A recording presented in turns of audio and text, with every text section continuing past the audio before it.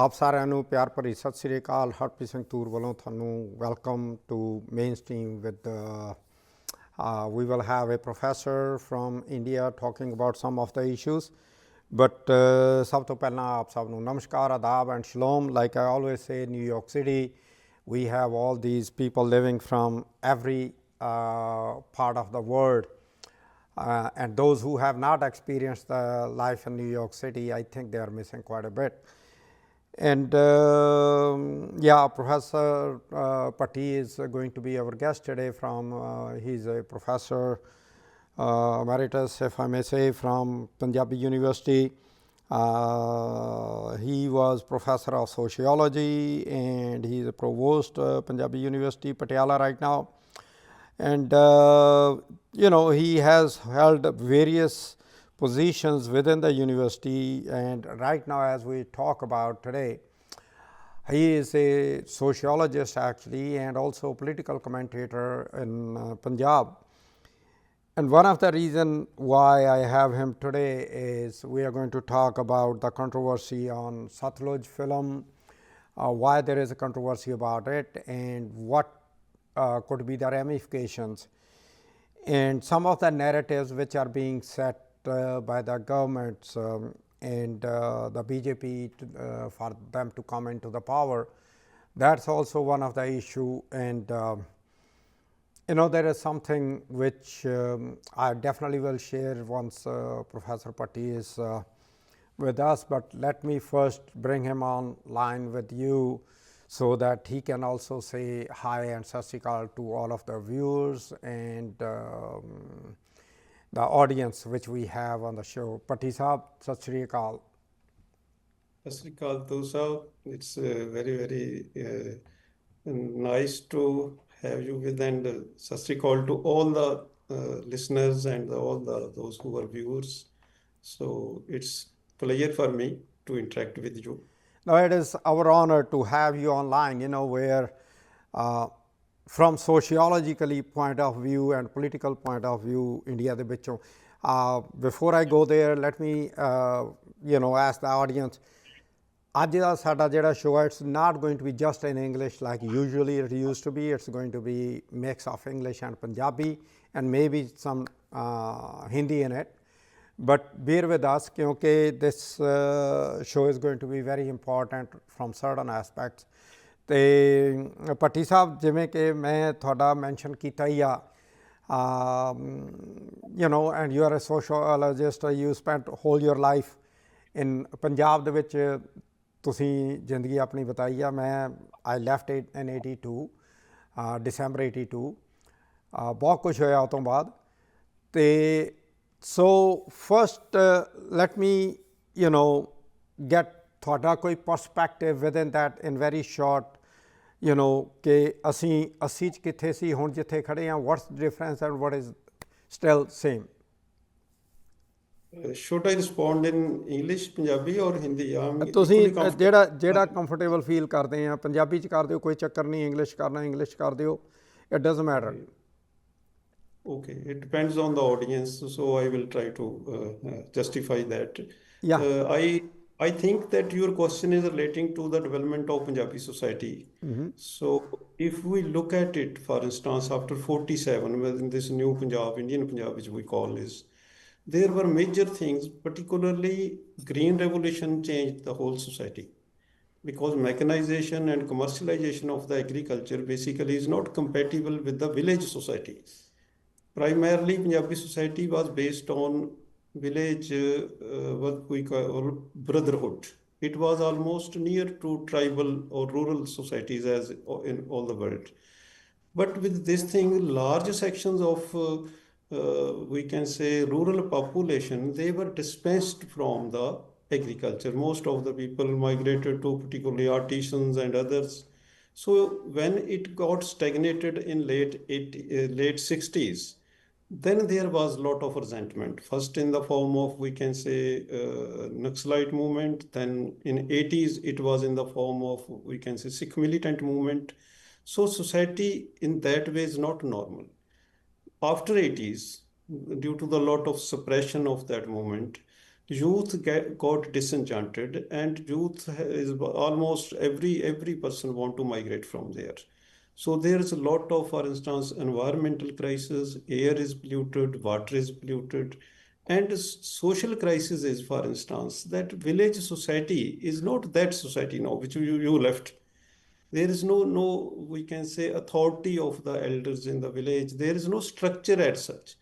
Most of the work is being done, for instance, seasonal migrant labor from Bihar or UP. So it's not that Punjab now. And second thing is, which we can say, that education gradually, though it was earlier government sponsored and other private schools, private colleges and universities, particularly after 91 liberalization, which you so-called globalization. So the whole society's basic structure has changed. So that's why there's a lot of crisis, lot of unemployment, lot of, I would say, the wrong development of human resources. For instance, we decided, particularly in the Akali government, in I think 2002 till 15, there was a decision, the decision was basically on the basis of central policy, that no student up to the metric should be failed, which means they were practically illiterate, those who cleared that Which, metric. not to cut you off, but just hold your thoughts over there, which I find here when these young kids, they are coming in with the 10+2, they don't know how to sign their name. Yes, Yeah. they are practically unemployable. So one problem is unemployment. Second is of employability. That what skill sets they have, what education level they have, how they have been trained. So, and third thing which added to it, that was the family planning. For instance, earlier, for instance, four brothers, but because domestic unit was required for agriculture. No, there is one or two children, and most of the people have almost in a very soft manner they have been brought up.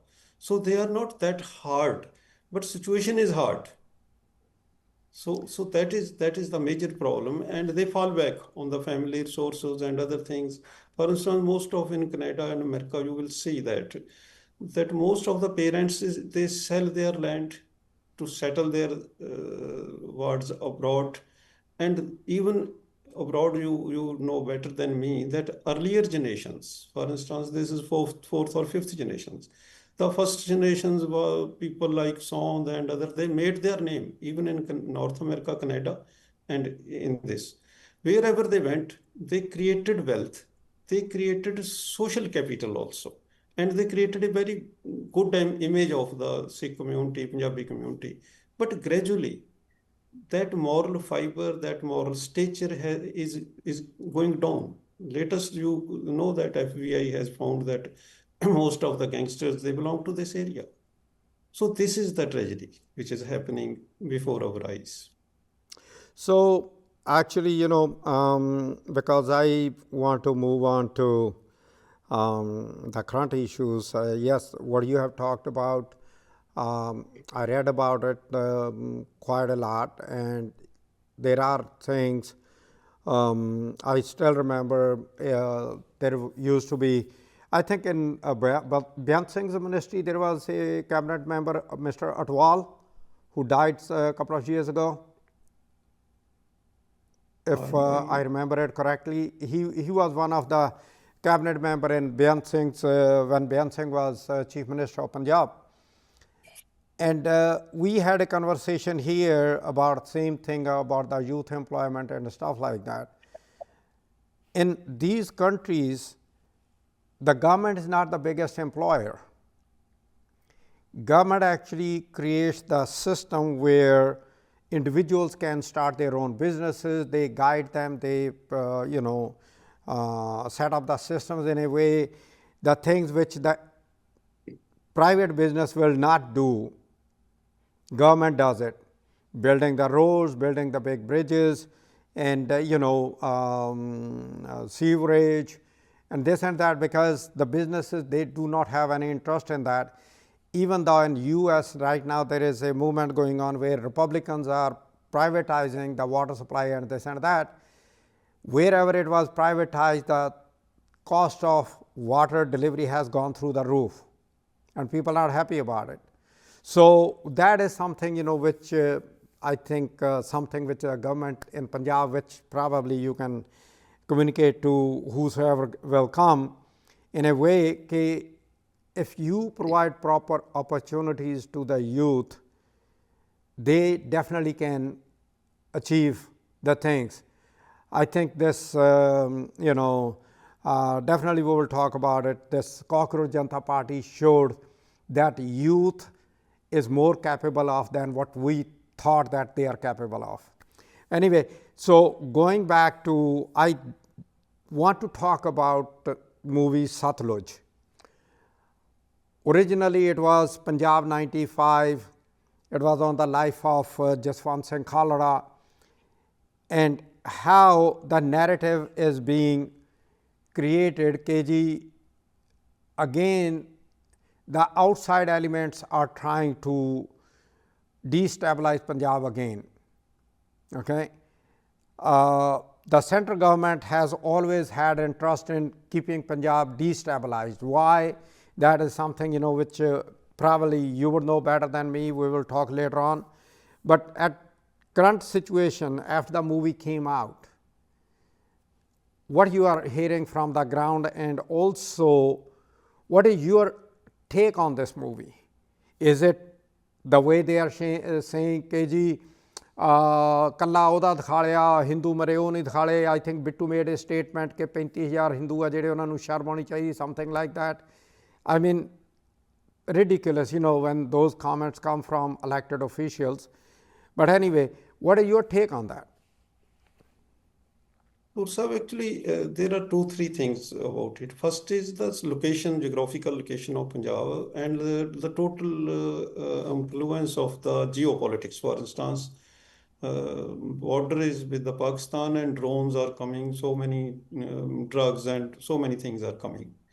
So Punjab after 80s is not that Punjab, first of all. Second is, what do people say that to destabilize? Actually, Punjab is basically living in phase of, I can say, a state of certain uncertainty. One thing is certain, that is uncertainty. So what is happening, that election is coming, for instance, in 5 years are being completed in 2027.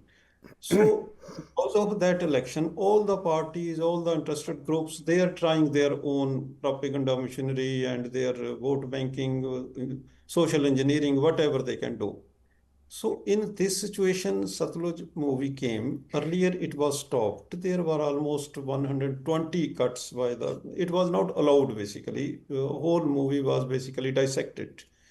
So what happened, for instance, that movie was on one OTT platform of ZTV. It was allowed. It was allowed for 24, 36 hours, and people downloaded it and controversy started. So the issue is that government secretly wants that the emotional injuries, the emotional problems, the emotional pain, or what we call the pain body of Sikhs, particularly Sikh community and Punjabis in general, should be activated. So they should not think logically, for instance. So when you are emotional, so they were doing that thing. As far as Jaswant Singh Khalda's movement is concerned, for instance, you look at it, it was human rights movement. Justice Ajit Singh Bains started Punjab Human Rights Organization. He was a member of that. Exactly, I agree with you, and that's why I think it is more important to talk about it. We're going to take a quick break here. After the break, we will be right back, and we will continue where we are leaving right now, right after the break. Welcome back to Mainstream with Harvinder Singh Toor. एक बारी फिर साडे नाल Professor Bhatti from Punjab, India, from Patiala to be precise, is with us. So we'll continue where we stopped. Hanji, apna, let me get Bhatti Sahab on the screen, just waiting. But in the meantime, like Professor Bhatti was saying, that Satloj movie was about the human rights. It was not a movie about any particular faith, any particular community, but it was about human rights. And now the narrative is being created to use this movie to divide the communities based on their faith and religion, which has always been tried. But there is something which also I would like Bhatti Sahab to answer while they are doing it, that not only the 80s and 90s what happened, but even after 47, we just Punjabis don't talk about it. And that is something also I would like to, when you continue on with your answer, please. Hanji, Bhatti Sahab, go ahead. Actually, it is, Tursab, it's continuity of that 47 injuries, for instance. The 47 was a great catastrophe. Almost, we can say 15 lakh people, 1.5 million people were killed in 47. I was reading Ishtiaq Ahmed's book Jinnah, and in that book also he mentioned, and these are the statistics which were thrown out from that book and some other resources. In that partition, Punjabis in general and Sikhs in particular lost about 85% of their wealth, and 75% of the overall population who died, they were Punjabis in that division. Yes. So 90s also, even though now Punjab is very small as compared to what it was at that time, but there are similarities also. So that's why my concern is if you can address as a sociologist from that perspective. But before that, let's continue with the Satloj and its ramifications. Actually, there was no closing of that communalism, you can say, that disorder, you can say, that injuries, you can say, that pain body, you can say. People were displaced even till the fourth generations. They are still migrating. They came from Pakistan to this Punjab, Haryana, Delhi, and to US and Canada, for instance. They are uprooted still psychologically. So nobody ever thought to heal their wounds, emotional wounds, and their psychological wounds. So 80s movement, which was basically called Sikh militant movement, basically partly result of that. Second part is basically geopolitical politics. For instance, 78, you are seeing that Iran Islamic revolution took place when communism was in a way failed and it came to forward. In all the world, either ethnic movements or the religious fundamental movements were started, and there was great funding of that. Look at, for instance, Sri Lanka. Where is Tamil Elm now? From where that poor Tamil people purchased those weapons? So it was a imperial design in a way. Punjab also fell into that trap. What happened in Punjab and what in Satloj they have shown, that's very, very tip of the iceberg, for instance. That police was brutalized, police was used as a military, and later on most of the police officers were settled, including KPS Gill, including that Mr. Sandhu, he committed suicide, and many of the still are not normal because they committed atrocities, totally inhuman, we can say. So we were talking about Ajit Singh Bhatt's PHRO, for instance. The interesting thing is that consciousness level of Punjab, you can see that we usually descend into that communal boundaries and communal hate and other things. But human rights, look at Ajit Singh Bhatt was defeated in Jalandhar when he was standing for MP elections. His son Rajvinder Bhatt is very senior advocate of High Court. Actually, he fought free of cost all the cases of Mr. Khalda and others. Even Mrs. Khalda lost the election when she was a candidate, and Akali Dal put up their own candidate. Yes. Almost twice. Yeah. So when we cry for Mr. Khalda and we are putting so many things, communal Khalda is acceptable. Human rights activist is not acceptable. That is a small section of society, those who are active for human rights. But there's a very important section of society also. They took a stand and he exposed almost all brutality of the state. But nobody is talking about that. Nobody is trying to find out that what were the reasons and how we can stop in future, for instance. That same system of brutality is still existing. Police was brutalized. Punjab's almost police state. Look at the DGPs and others. Look at the total budget of the police. Look at the number of the police, and including if you look at overall security situation of Punjab, for instance, almost 50-kilometer area around the border is under the center, and almost all private banks, schools, societies, everything, they have private securities. Still there is very serious problem of law and order, and there's lot of insecurity among the people. So nobody has addressed these things. We are spending a lot of on security, VIP security, other securities. So we never tried to normalize that, because lot of the sections, lot of the even central government and other interested parties, lot of stakeholders are there, lot of beneficiaries are there, and still it's continuing. And time and again, as this movie came, they won't choose these things. Yeah, let me interject here. One of my experience, when I was visiting Punjab, somebody within my very close friends, his ਕੁੜਮ ਜਿਹੜਾ ਜਿਹਨੂੰ ਆਪਾਂ ਪੰਜਾਬੀ 'ਚ ਕਹਿ ਦਈਦਾ ਹੈਗਾ ਆ, he asked me if I can meet him. I said sure. So when I called him, he was one of the former MLA, and we decided to meet in Ludhiana at one of the location. I even don't remember where. And we set up the time, and when I reached there, of course, it's typical Punjabi. I'm always on time and try to be on time or ahead of time. And they came in a bit late, but he was courteous enough to give me a call ke ji assi late run kar rahe hege hain. Can you imagine that he had about 6 or 7 cops with the machine guns around him? And I'm like, ਇੱਥੋਂ ਅਸੀਂ ਜਾਈਦਾ ਹੈਗਾ, ਇੱਥੇ I meet these congressmen, the local assemblyman ਜਿਹਨਾਂ ਨੂੰ ਅਸੀਂ MLA ਕਹਿ ਦਈਦਾ ਆ, they just walk around. Nobody, excuse my French, nobody gives a damn.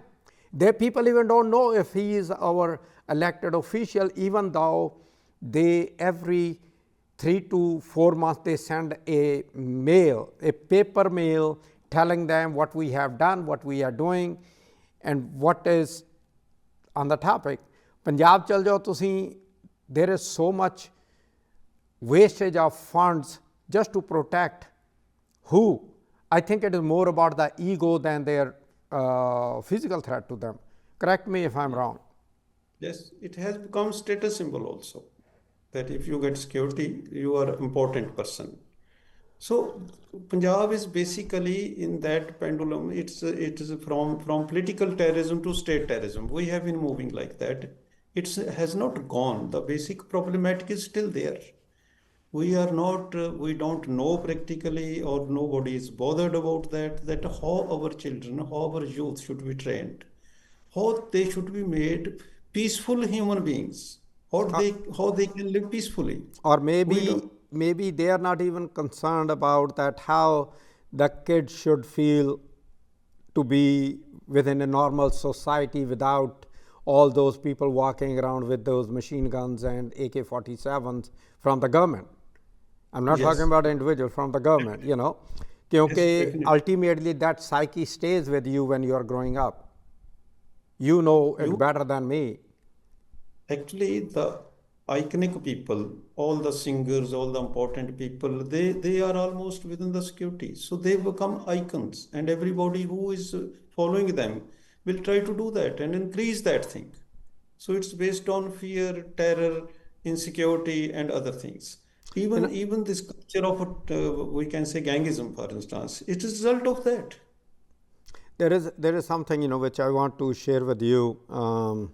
When I met you last time, we really didn't get much time. I don't know if I spoke to you or not.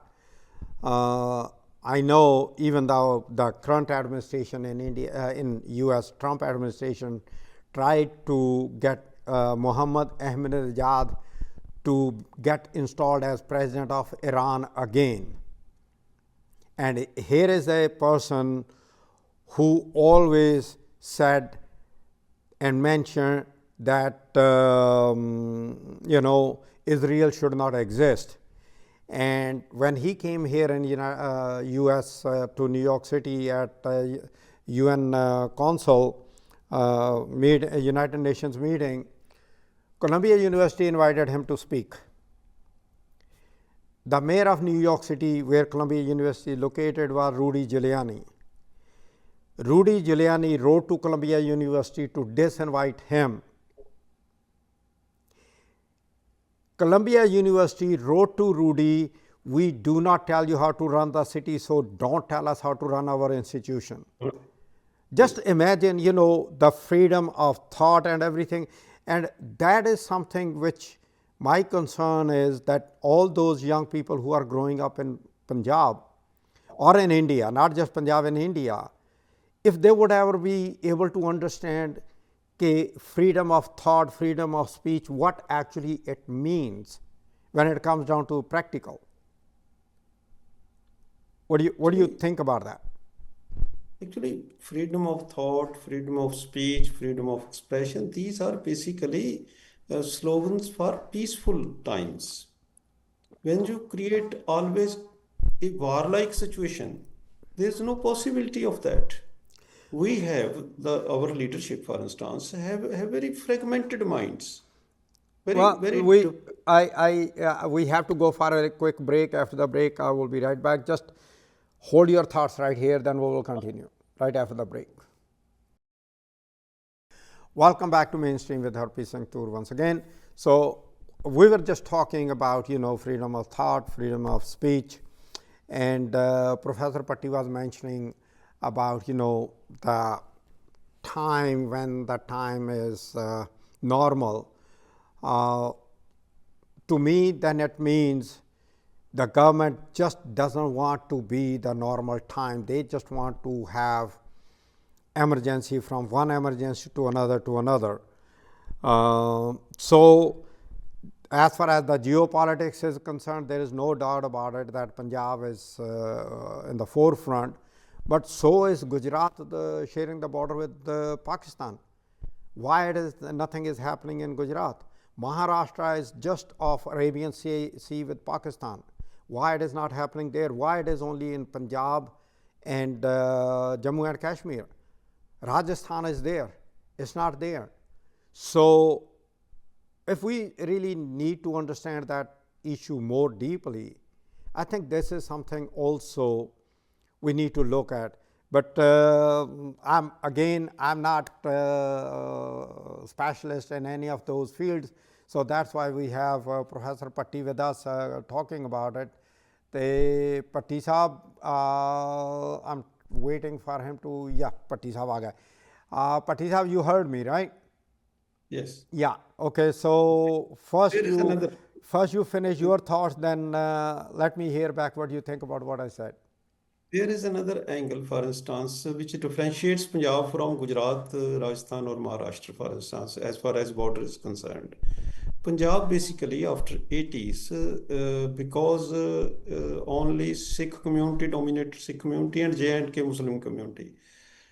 Indian state has changed its stance after 80s, for instance. Earlier it was the adjustment of the smaller, or we can say minority communities, and BJP was saying that it was the policy of appeasement. Now they have been termed as a threats to the larger community.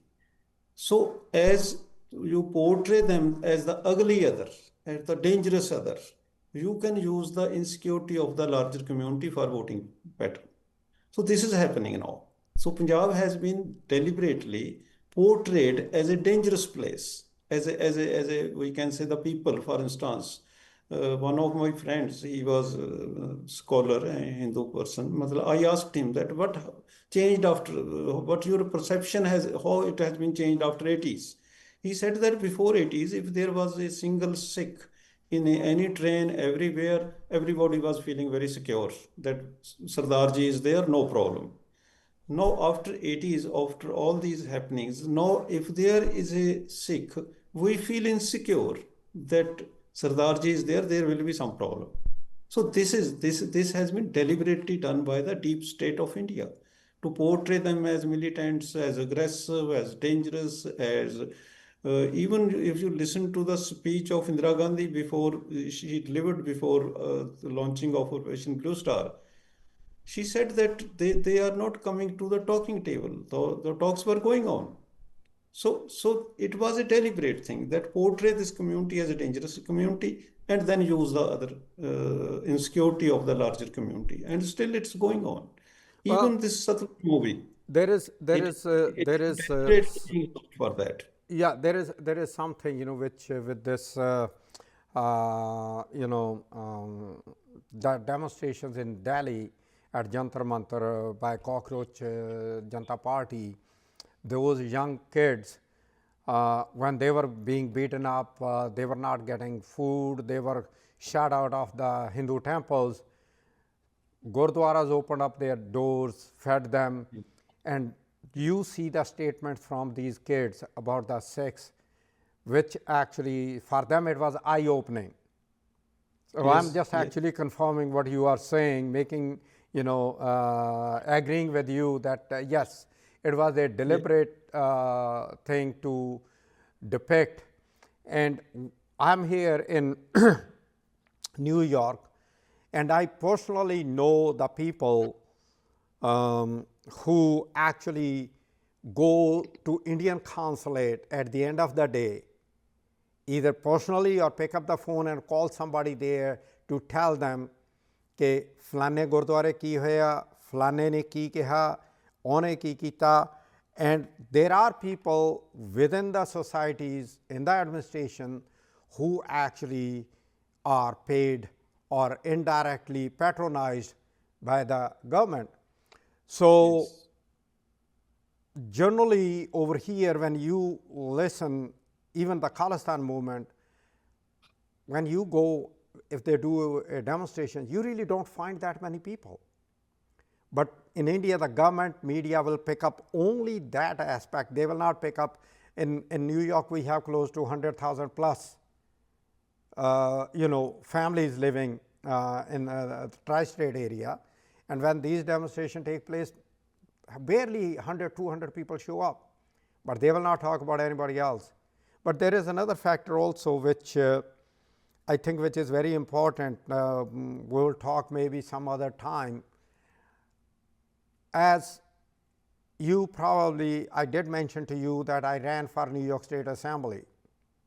Okay, the Democratic Party actually called me कि साडे वालों run कर. And they called me in 2022. I said no. 2024 I ran. This year again they called me. I said no क्योंकि मेरा बेटा जेड़ा he was getting married, and I said no. So here this country is willing to absorb us. Big Sardar Dadi case Pagala, who never compromised on the articles of faith, who have the accent and everything. But when it comes down to India, there are states where you just even cannot buy a property. Forget about running for an office. And do you really think that this Cockroach Janata Party movement has probably opened up, if not now, but down the road, it will open up some kind of that conversation, dialogue where the people will be considered equal irrespective of their religion, their faith, their race, their caste, color, creed. Do you see any opening on that? yes, yes, yes. It's a very positive movement. After 20th July, there is a lot of change, for instance. First of all, the cockroach party, which we usually call, look at this thing that our Chief Justice, he called almost whole generation as a cockroach. Yeah, It was exactly. Yeah. it was a big insult for that. That was So started the party. yes, out of reaction that party came, and they ridiculed them. Like still some section of this dispensation of those who are ruling, still they are ridiculing them. Actually, the basic difference is that we have as a state ideology, we have 18th century ideology, and dealing with the 21st century technology. They were running the whole, we can say this IT cells and others, trolling and all the things. There was an ecosystem which was created basically that all people think alike. As Prime Minister is thinking, as the state is thinking, all people are thinking alike, particularly the Hindu community. So with this cockroach party, a new thing came, for instance, there is a generational gap also, communication gap also, but they questioned this fundamental thing that you are selling us hate and we are not going to buy it. That is the difference. So it is very, very, I think, very important that the younger generation is realizing that we are essentially humans.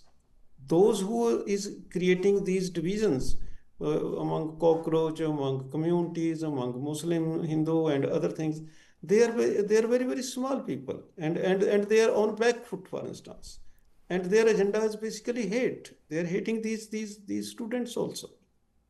Look at, for instance, Prime Minister has said that I am forgiving those people, those who have abused me. From almost last 10 years, they have been 11 years, they have been abusing regularly, everybody almost. Look at that language, for instance, which has been used for trolling, for other things, designating the communities, designating the sections, designating the women as such. And lot of abuse was there. And now they are saying that these people should be very, very polite when you are fighting with them, when you are almost killing their future, how they will respond. So students are totally justified, and I have been a student leader. I know it that it's very difficult to keep the youth non-violent, and they have non-violently faced all the things. The protests started. You look at the earlier scenes of that. The police brought their trucks loaded with the stones, and number of the broken, for instance, or destroyed vehicles were there just to show that they have destroyed it, and they were doing stone throwing. So they made movies and they circulated that on social media. So that's why state went on back foot, and they have not a single student have raised his hand.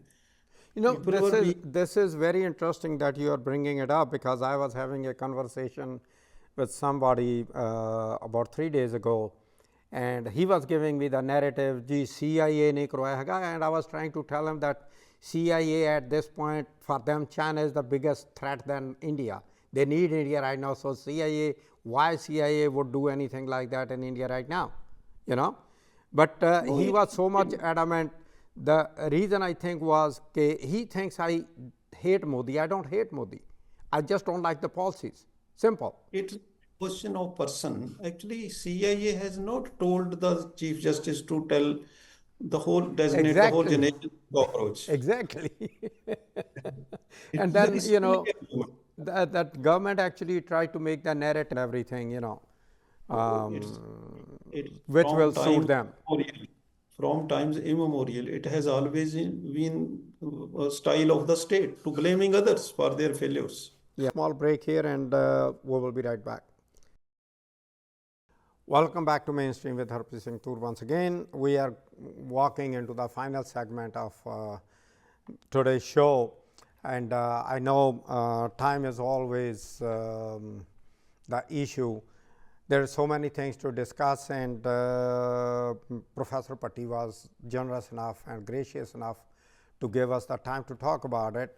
And I definitely would like now to have his thoughts on, you know, about the after effects of, psychologically what happened after the Satloj movie within Punjab, and what to expect, and of course the cockroach Janata parties and post demonstration by cockroach Janata party, what to expect. Bhatti Sahab, we have about 3-4 minutes, so I would Yes. like you to wrap up within that. I just posed you those questions. I know the answer is not short, but that's the time which you have. I try to justify, but it's difficult because it's a larger issue. But I think is, and I feel as a teacher in my youth, I was also activist. I feel the pain, the frustration among the youth, even in Punjab and even in, we can say, India. Youth has no future. We have not given them any roadmap, for instance, but we are living almost polluted environment, polluted water, air, everything, and no security. If you look at Punjabi youth and even other youth, for instance, this Blinkit, Zomato, and other, the almost menial jobs. If there is for instance, post for the PN, even IIT graduates apply for that. Look at the tragedy. So these are very good young citizens. We should take them. We should take them as a I think as a asset. For instance, we should create a better social capital. Look at China, for instance. We call that this is the demographic dividends and this thing. What quality of human beings we are producing?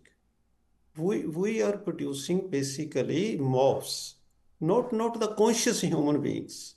So these people, they have shown their level of consciousness. I hope that the tide will turn, and it's happening at ground level. They are being insulted, they are being humiliated, they are being chased, for instance, by the state. And I know as a student activist that this will be counterproductive and it will increase their consciousness more. But what I fear is that sometimes it happens they can regress into more unconscious movements, for instance, like violent movements and others. That state will use that. So they should be peaceful. They should be conscious because they are the future. And I always say that past cannot fight with the future. These people, they are outgoing people, those who are sitting on the chairs. And those in Jantar Mantar and even in the streets of Punjab, they are coming up. And the state is totally bent upon this thing that they should be hateful. Either they should be like Kavadiyas, violent mobs, or in Punjab also, they want that they should get either gangsters, for instance, being sponsored by them. So they are degenerating the future human capital. And these people, I think the cockroaches and other students, they have made it almost their proud slogan. Cockroach, it's a very interesting thing. So they are not cockroaches, they are, I think, better human beings, and they are the future of mankind, future of India also. And I hope and I trust this, they will be more conscious people. Well, thank you. Thank you very much for giving the time coming on the show. I'm pretty sure that we will have down the road some more of it.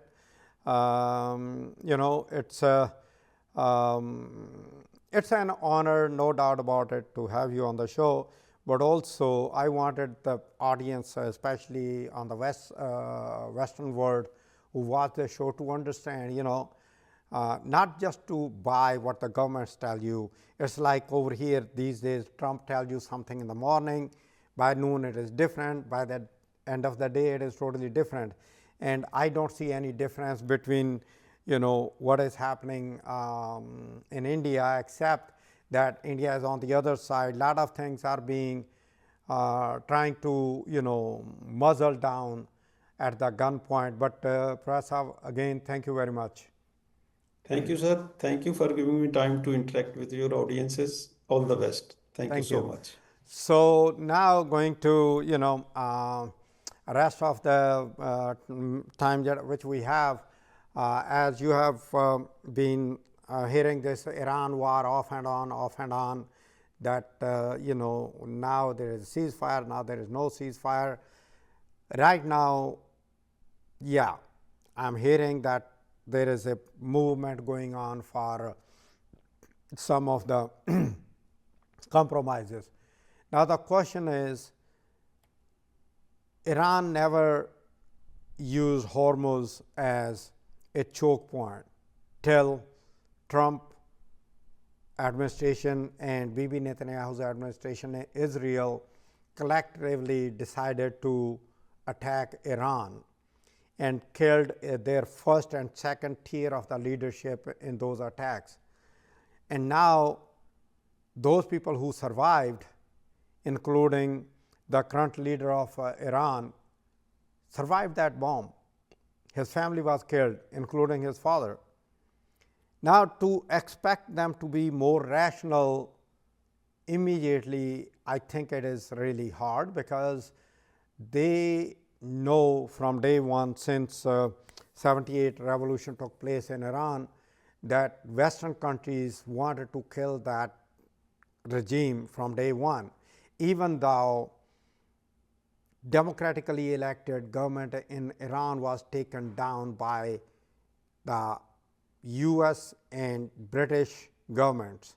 Now they are trying to reinstall their puppets in there again, and that is something, which is at the bigger issue. And also, all of a sudden, Iran figured out that, okay, by closing the Strait of Hormuz, it has more power to negotiate than it would have even thought about before that. So that's number one. Number two, the cases are being withdrawn on the pool in Washington, D.C., where these were like, they were tampered with this and that, and the president is not happy with the withdrawal of the case. And that is something which we need to keep our eyes and ears open. Todd Blanche's confirmation as a, Attorney General has been cleared on the party line votes. Those two Republican holding to confirm from the committee, they finally voted for him, even though he gave in writing. That's what they say. But if you really read what he wrote and what is in the original deal, he can always release the money, and Trump can always give that money to his people, the people he wants. And interestingly, in Michigan, there is a primary going on for Democrats to run for the Senate, and that actually that run for the Senate, whosoever wins the Senate, he or she is going to be the candidate for U.S. Senate, challenging the Republican. And if the Democrats are looking to control the U.S. Senate, Michigan is one of the states which they need to retain. And that is online because some of the non-profit organizations or PACs are deadly against, not deadly is not the right word, they are against L.I.C to be the candidate. And also the ICE is using social media posts to catch you. So it is like, if I may say, the so-called third world countries situation is being created here. Like in the show, I was talking about the freedom of speech, freedom of thought, that if you post that kind of stuff on social media, they are looking at it and they probably are going to come after you. A million things were said about Joe Biden, but nobody thought that anybody will come after that person because he posted something which was, not appropriate or which was not liked by the Joe Biden administration. But right now, if you post anything like that, you are already being looked at how they can, bring you into that net, so that you will have issues then. So with those things happening, and of course the oil is still above $4 right now, and the elections are around the corner. If the elections, number one, like I always say, would the elections happen in November? I'm iffy about it. Number two, if the elections happens, Democrats win, would the current administration let the results be the way it is, or everything will go to the courts? That is something we have to see and watch, keep our eyes and ears open for that. And with that note, till next time, good night and good luck.